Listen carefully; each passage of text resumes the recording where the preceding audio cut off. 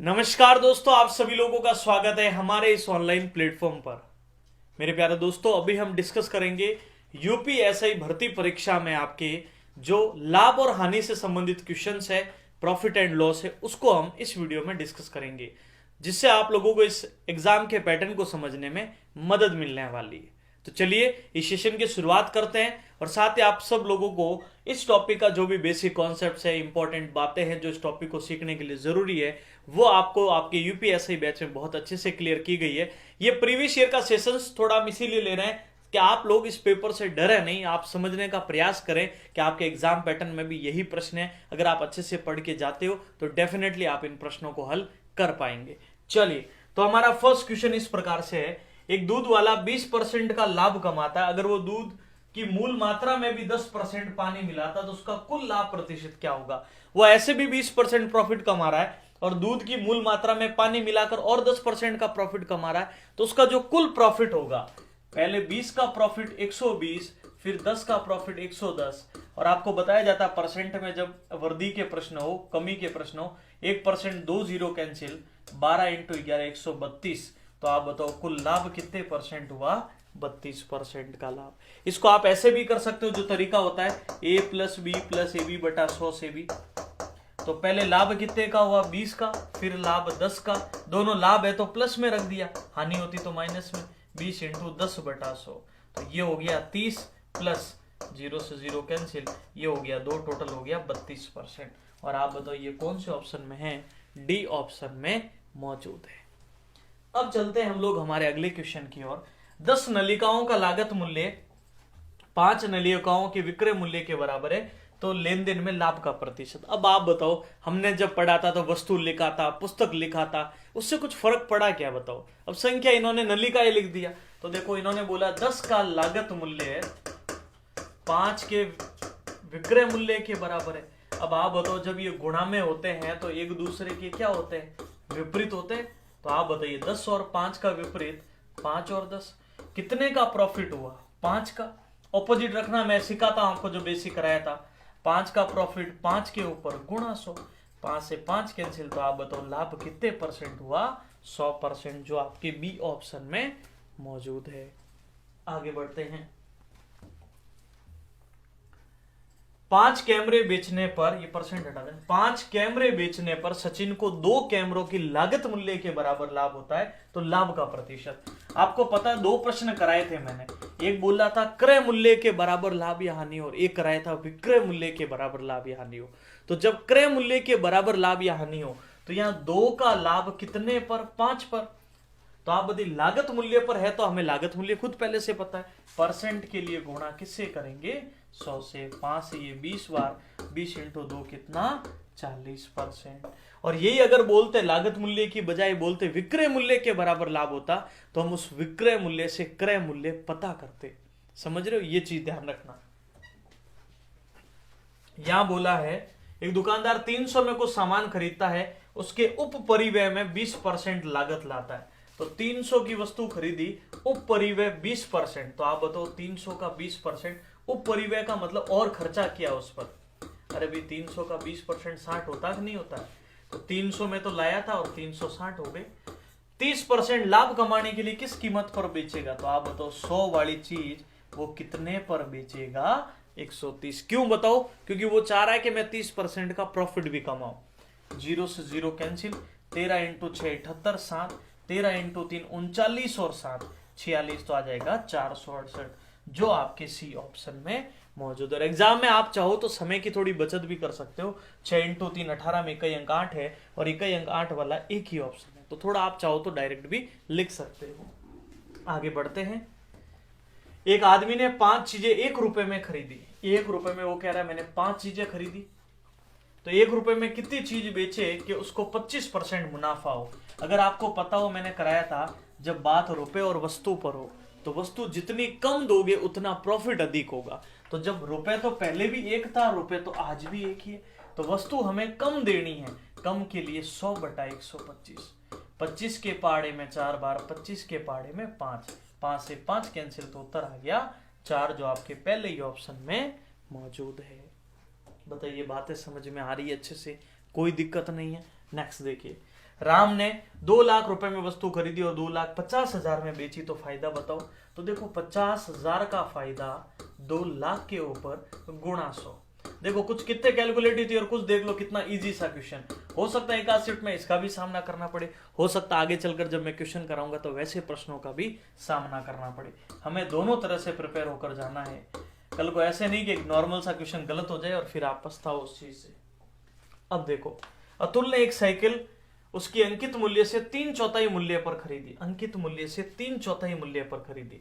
तो देखो अंकित मूल्य से 3/4 का मतलब, 3/4 का मतलब खरीदने का मतलब, उस मूल्य तो 4 था, उसने 3 में खरीदी, तभी तो 3/4 हुआ भाई। 4 का 3/4 3 ही होगा। फिर हमें बोला है यदि अंकित मूल्य से 20% ज्यादा पर बेची, तो आप बताओ 4 का 20% ज्यादा पर बेची, और 4 का 20% कितना होता है? 0.8 ही होगा। तो 4.8 में बेची। तो बताओ खरीदी तो 3 में थी, बेची 4.8 में, तो 1.8 का फायदा हुआ। यहां से यहां में देखो कितने पर हुआ? 3 पर। परसेंट के लिए गुणा 100, पॉइंट हटाया तो 0, 0 से 0 कैंसिल। तो आप बताओ प्रॉफिट कितने परसेंट हुआ?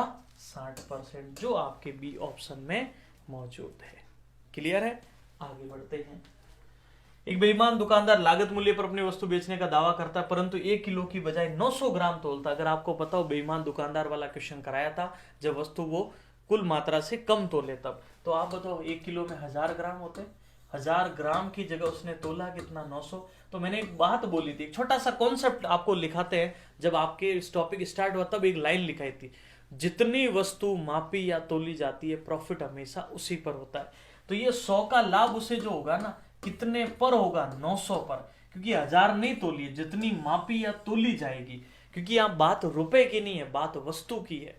परसेंट के लिए गुणा 100/9 हो जाएगा 11 से 1/9%, ये 11.11 जो आपके बी ऑप्शन में है। आगे देखिएगा, लागत मूल्य बिक्री का 70% है, तो लाभ बताओ। लागत मूल्य जो है वो बिक्री का 70% है, इसका मतलब बिक्री अगर 100 है तो लागत 70 है, तो फायदा कितने का? 30 का। कितने पर? 70 पर, गुणा 100, 0 से 0, 300/7। तो 7 चौक 28, 2 बचे, 7 दूनी 14, 6 बचे, 8 7 56। तो लगभग आपके बताइए कितने परसेंट बन जाएगा? 42%, जो आपके सी ऑप्शन में। देखो यहाँ पहले इन्होंने बोल दिया अनुमानित लाभ बताना, लगभग बताना, अप्रोक्स बताना। ओके, चलिए आगे बढ़ते हैं। इंद्रन अपनी वस्तु 10% लाभ कमाता, उसके बाद लागत मूल्य में 40% की वृद्धि हो जाती है, तो बिक्री भी 40%। चलो देखो, सबसे पहले ये उसका क्रय मूल्य है और ये उसका विक्रय मूल्य। और आप सभी प्राणियों को एक अच्छी चीज पता होगी कि लागत मूल्य, क्रय मूल्य, खरीद मूल्य तीनों एक ही होता है, और विक्रय मूल्य और बेचने का मूल्य भी एक ही चीज कहलाती है। तो क्रय मूल्य 10% लाभ कमाया, मतलब 100 वाली चीज कितने की हुई? 110। अब वो कह रहा है मेरा लागत 40% की वृद्धि हो गई, तो आप बताओ 100 वाली मान लो वस्तु 140 की, ठीक है, और बिक्री 40% बढ़ा देता, 11 का 40% वो बढ़ा देता, और 11 का 110 का 40% बढ़ा देता, इसका 110 का 40% 44 रुपए होता है। कितने रुपए होता है? 44। अब आया कैसे, मैं यहाँ लिख देता हूँ एक बार ताकि, और वैसे इतना आप लोगों को बहुत अच्छे से क्लियर है। 0 से 0 कैंसिल, 11 × 4 44। तो देखो 4 5 और 1। अब मुझे आप बताओ 140 वाली चीज अब वो कितने में बेच रहा है? 154 में। 14 का फायदा कमा रहा है, 140 के ऊपर परसेंट के लिए गुणा 100, 0 से 0, 14 से 14। तो आप बताओ लाभ कितना? 10%, जो आपके सी ऑप्शन में मौजूद है। क्लियर है? आगे बढ़ते हैं। एक दुकानदार द्वारा 270 में बेचे जाने पर 35 का लाभ कमाता, तो लागत मूल्य बताओ। तो देखो 270 में बेचा तब 35 का लाभ हुआ, कहां पहुंचे? 135।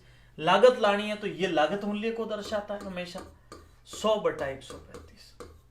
5 से 20 बार और 5 से देखो 27 बार।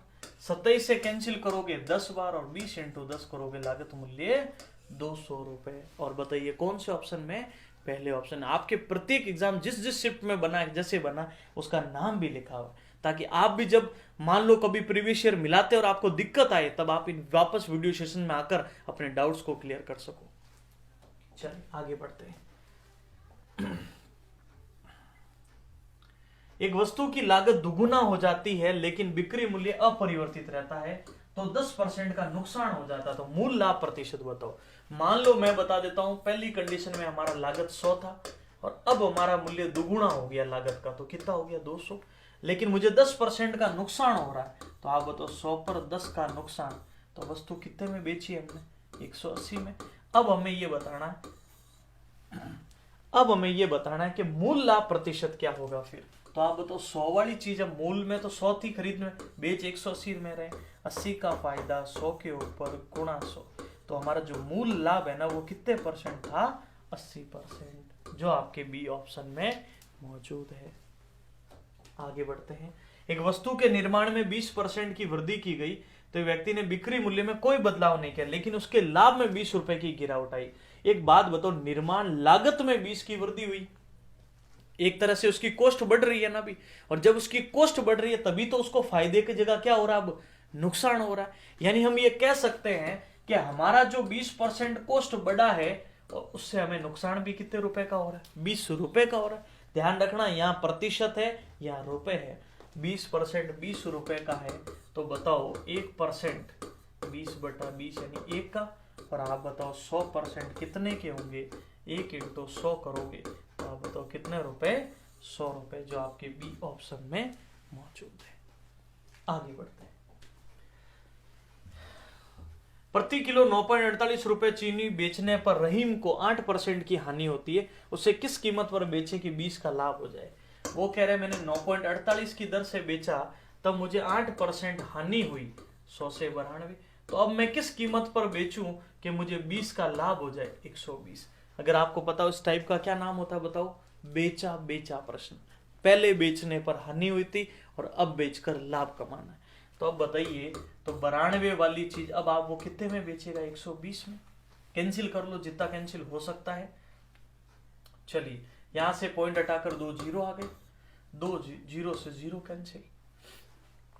चलिए और कैंसिल किससे हो सकता है, 2 से 6 बार और 2 से 4 दूनी 8, 1 6 46 बार, 2 से 3 बार, 2 से कितनी बार 23 बार, और कैंसिल कर लो कितनी बार हो सकता है जितना, 2 से 4 दूनी 8, 1 4 8 1 7 दूनी 14 और 2, तो 472 × 3 और 2 से कितनी बार हो जाएगा 5 बार, 5 × 23। इनका हमें मल्टीपल करना पड़ेगा, और जैसे इनका मल्टीपल करेंगे 3 दूनी 6 7 या 21, 2 12 और 2 14 बटे में 15, 10 और 11 115, और जैसे आप इसको डिवाइड करोगे तो डिवाइड करते ही आपको अपना रिजल्ट मिल जाएगा। और जैसे 1416 में किसका भाग देना है, 1416 में आपको 115 का भाग देना है, तो आएगा 12.31, ऐसा 12 पॉइंट कुछ लगभग बनेगा, जो आपके बी ऑप्शन में मौजूद है। ठीक है, चलिए आगे बढ़ते हैं। 21 वस्तुओं का क्रय मूल्य 15 के बराबर विक्रय मूल्य के बराबर है, तो ये वो वाला कॉन्सेप्ट है। देखो 21 का क्रय मूल्य 15 के विक्रय मूल्य के बराबर है। मैं क्या बोलता हूं बताओ, हमेशा यहाँ पर जब भी क्रय और विक्रय गुणा में है तो एक दूसरे के विपरीत होंगे बस। तो आप बताइए, यहां से क्रय आ जाएगा 15 और विक्रय आ जाएगा 21। 15 से 21 में 6 का फायदा 15 पर गुणा 100, 3 से 2 बार, 3 से 5 बार, 5 से 20 बार, और 20 का डबल 20 का दुगुना है ना भी, 40% का उसको लाभ होगा। क्लियर है सभी को? आगे बढ़ते हैं। एक दुकानदार 55,000 रुपए में एयर कंडीशनर बेचता है और 5,000 रुपए का एक गिफ्ट बॉक्स मुफ्त देता है। तो आप बताओ 55,000 का उसने बेचा और 5,000 का कंडीशनर उसने मुफ्त दिया, तो एक्चुअल में आप बताओ उस आदमी जिसने भी खरीदा उसने कितने में खरीदा होगा, 50,000। दुकानदार घर पर डिलीवरी के लिए ग्राहक से 2,000 रुपए लेता है, 2,000 रुपए डिलीवरी के लिए लिए, तो अब बताओ एक्चुअल में वो वस्तु पड़ी कितने की, 52,000 की। अरे भाई ये 5,000 तो कम हो गए, लेकिन डिलीवरी चार्जेस तो देना पड़ेगा उसको। अगर पूरे लेन देन में दुकानदार 30% लाभ कमाता है, जब उसने 52,000 में बेचा तो वो कह रहा मुझे 30 का लाभ हुआ, तो 100 वाली चीज उसने 130 में बेची, तो खरीदी कितने में होगी फिर 100/130, 13 से 52 4,000। ध्यान दीजिएगा, अब 40,000 की चीज 52,000 में बेच रहा है, तो बताओ फायदा कितने का हो रहा था, 12,000 का। लेकिन वो कह रहा अगर मैं गिफ्ट देता ही नहीं तो फायदा कितने का होता, तब भी उसको फायदा 12 की जगह 17,000 का होता। क्यों? अब देखो 12 तो आपको यहाँ दिख रहा है, लेकिन 5,000 गिफ्ट वाला भी फायदा है भी आपका यहाँ, है कि नहीं है? क्योंकि वो गिफ्ट मना कर रहा है देने का, उपहार नहीं देता तो 17,000 का फायदा कितने पर? 40,000 पर, क्योंकि खरीद मूल्य तो 40 है। परसेंट के लिए गुणा 100, 1 2 1 2 1 2 से 1 2 भाग दे दो, 4 चौक 16, फिर 1 बचा, 4 दूनी 8, 2 बचे और 42.5% फायदा होता जो आपके बी ऑप्शन में मौजूद है। ये थोड़ा समझदारी दिखानी थी। वापस सुन लेना, एक बार मैं रिपीट कर देता हूं, सुनिएगा, बहुत ही काम की बात है। देखो 55,000 से वो कह रहा है मैं इसमें 5,000 का उसको डिस्काउंट दे रहा हूं, तो वस्तु 50,000 की, लेकिन वो कह रहा है 2,000 डिलीवरी चार्जेस लगेंगे, तो 52,000 में वो दुकानदार बेच रहा है। लेकिन कह रहा है जब मैं 52 में बेचता हूं तो मुझे 30 का फायदा हो जाता है, तो खरीदा कितने में होगा? इसको जब हल करोगे ना तो आ जाएगा 40,000 में। अब वो कह रहा है मैं गिफ्ट नहीं दूं तो मेरा फायदा कितना होगा? अगर 40,000 की चीज वो 52,000 में बेच रहा है, तब उसको फायदा 12,000 का हो रहा था सीधा, जब मैं गिफ्ट देने की बात कर रहा हूं। लेकिन अब बताओ जब गिफ्ट नहीं देगा तो ये 5,000 भी तो उसकी बचत होगी। तो बताओ 12 और 5 कितने हो गए? 17,000। 17,000 उसके लाभ होगा कितने पर? 40,000 पर। खरीद मूल्य तो 40 है ना, ये तो बेचने का मूल्य है। परसेंट के लिए गुणा 100, तो आ जाएगा 42.5 है। एक व्यापारी 500 किलो माल खरीदने के लिए थोक विक्रेता के पास जाता है। थोक विक्रेता तराजू, गलत तराजू का उपयोग करके 1 किलोग्राम के बदले 1200 ग्राम दिखाता है, जबकि उसने तोला तो 1 किलो ही, लेकिन वो दिखाता कितना है? 1200 ग्राम है। ठीक है, तो बाद में व्यापारी उसका लागत मूल्य 25% बढ़ाकर एक ग्राहक को 5 किलो बेच देता है, बिना ये एहसास की कि थोक व्यापारी ने उससे धोखा दिया है। व्यापारी के शुद्ध लाभ या हानि का प्रतिशत होगा। तो बताओ उसको 200 का नुकसान होगा कितने पर? 1200। क्यों? अरे भाई वो पैसे 1200 के दे रहा है ना, समझ रहे हो? और परसेंट के लिए गुणा 100, तो यहां से जो उसका आएगा 2 से 6 बार, तो देखो 16.66 कुछ परसेंट आएगा। और अगर वो वापस जब उसको तोल रहा है तो लागत मूल्य से 25% बढ़ा देता है। उसने सोचा भी जब ये अपना दिमाग दौड़ा रहा है, ये ऐसे बेईमानी कर रहा है, तो उसने क्या किया, जो कॉस्ट थी उससे 25% बढ़ा दी। लेकिन क्या 25% बढ़ाने से उसकी भरपाई हो जाएगी? नहीं। अब देखो कैसे सोल्व करोगे इसको। हम 16 से 100/6 को हम 16 से 2/3% भी बोल सकते, इसको 50 16 से 2/3, या फिर आप 1/6 भी बोल सकते हो। अब देखो इस कंडीशन में उसको नुकसान हो रहा था 6 से 1 का नुकसान 5, इस कंडीशन में उसको फायदा हो रहा है 4 से 1 5। बताओ समझ में आई बात? अब सुनिए, 24 वाली चीज वो कितने में बेच रहा है? 25 में। तो 1 का लाभ 24 के ऊपर गुणा 100, यहां से 4 से 25 बार, 4 से 6 बार, 6 चौक 24, 4 पॉइंट कितना? 6 चौक 24 में 1 बचा, 6 कम 6, फिर 4 बचेंगे, ये बचेगा 6 पॉइंट, ये 4.166, यानी लगभग मैं कह सकता हूं 4.17%, जो आपके कौन से ऑप्शन में? बी ऑप्शन में मौजूद है। ओके, आगे बढ़ते हैं।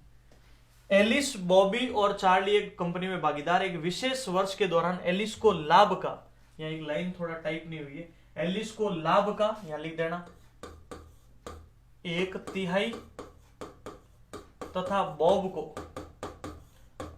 जो सेकंड है ना, बॉब को 1/4 मिला और चार्ली को शेष भाग मिला।